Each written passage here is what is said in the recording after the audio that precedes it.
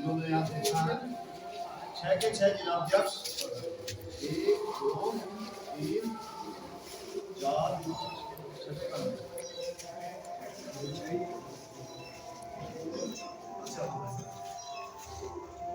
6 के 6 जिलाध्यक्ष। अब आप अपना आकलन और अपना चिंतन करो। यहाँ शिकायतकर्ता जिलाध्यक्ष भी हैं और यहाँ समाधानकर्ता जिलाध्यक्ष भी हैं। यहाँ वो भी जिलाध्यक्ष बैठे हैं 6 में से 6 लोगों में से कि जिनके पास केवल शिकायतें हैं। यहाँ ऐसे भी जिलाध्यक्ष बैठे हैं कि जिनके पास केवल समाधान है, जिन्होंने बताया कि मैंने ये किया, मैंने ये समाधान किया। सही है, 6 जिलाध्यक्ष हैं, 6 लोग हैं। उन 6 लोगों में से शिकायतकर्ता भी हैं, समाधानकर्ता भी हैं। अब ये आपको तय करना है कि हमें शिकायतकर्ता बनना है या समाधानकर्ता।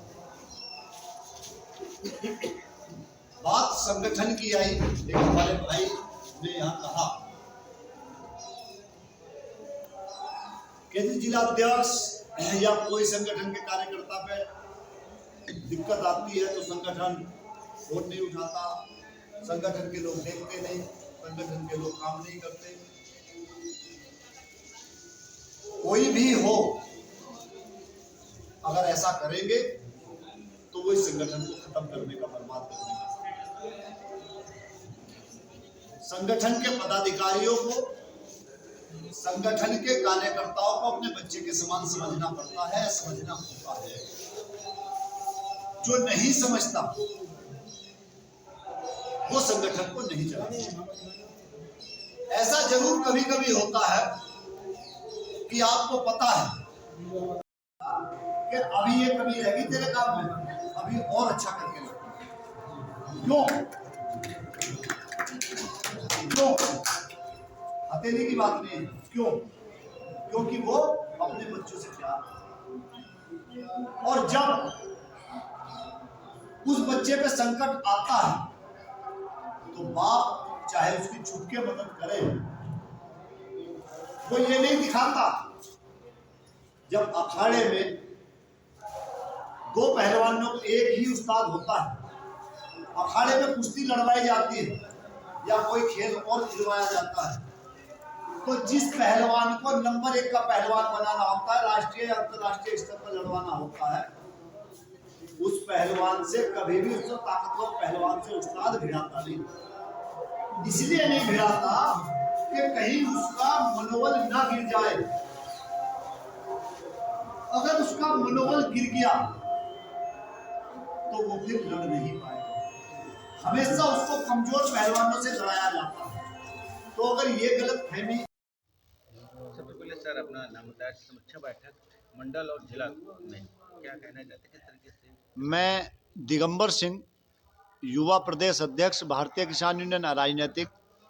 आज कानपुर मंडल में पूरे मंडल के 6 जनपदों की समीक्षा बैठक की गई और उस समीक्षा बैठक में ये जानने का प्रयास किया गया कि मुख्यतः उन जनपदों की क्या क्या समस्याएं हैं और हमारे संगठन की वहाँ क्या स्थिति है। जो आवश्यक दिशा निर्देश थे वो आवश्यक दिशा निर्देश सारे जिलाध्यक्षों को दिए गए हैं और अगले 3 महीने बाद फिर एक समीक्षा बैठक होगी। हम ये देखेंगे उसमें कि हमारा संगठन अगले 3 महीने में कहाँ तक पहुँचा और हम किसान के कितनी समस्याओं का समाधान करवा पाए। आज उत्तर प्रदेश आदित्यनाथ योगी बजट भी पास किया है और किसानों के लिए किस तरीके से आपको बजट का क्या राय है आपकी? बजट आज योगी आदित्यनाथ जी ने पास किया। मैं मीटिंग में होने के कारण मैं बजट पूरी तरह से देख नहीं पाया, लेकिन किसानों को ये आशा है कि योगी आदित्यनाथ जी बजट में कुछ ऐसा प्रावधान करेंगे कि जिससे किसानों की फसलों के दाम मिले। किसानों को सिंचाई फ्री कर दी, लेकिन अभी भी तमाम जगह बिजली की समस्याएं हैं।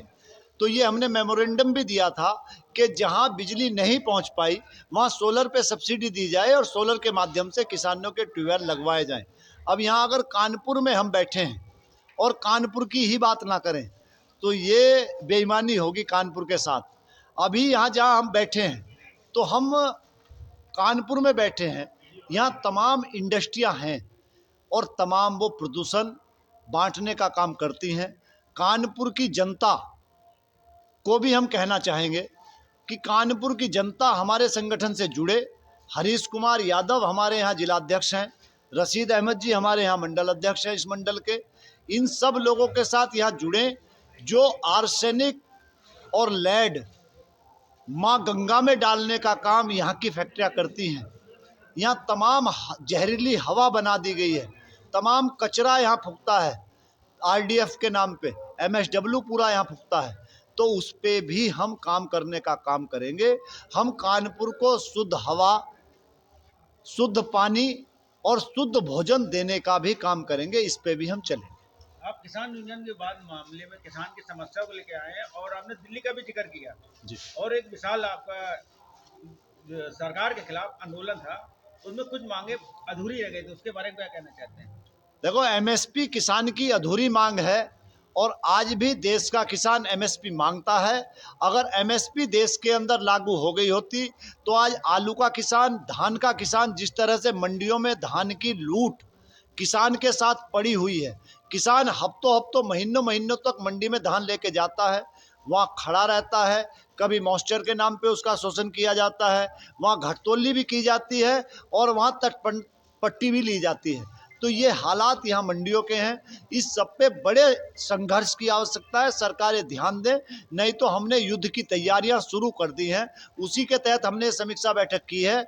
हम सरकार से एमएसपी भी मांगेंगे और किसान की फसलों के वाजिब दाम भी मांगने का काम करेंगे। उसके लिए दिल्ली और लखनऊ की सरकारों के साथ हम दो हाथ करने की तैयारी कर रहे हैं। उत्तर प्रदेश गन्ना मूल्य को लेकर भी चर्चा में काफी रहता है किसानों को, उसके बारे में क्या कहना चाहते हैं? गन्ना मूल्य उत्तर प्रदेश सरकार के द्वारा इस वर्ष 40 रुपये बढ़ाया गया, उसके लिए हमने धन्यवाद भी उत्तर प्रदेश सरकार का किया और भुगतान की स्थिति, गन्ना भुगतान की स्थिति भी सुधरने का काम हुआ है, उसके लिए हम सरकार का धन्यवाद करते हैं।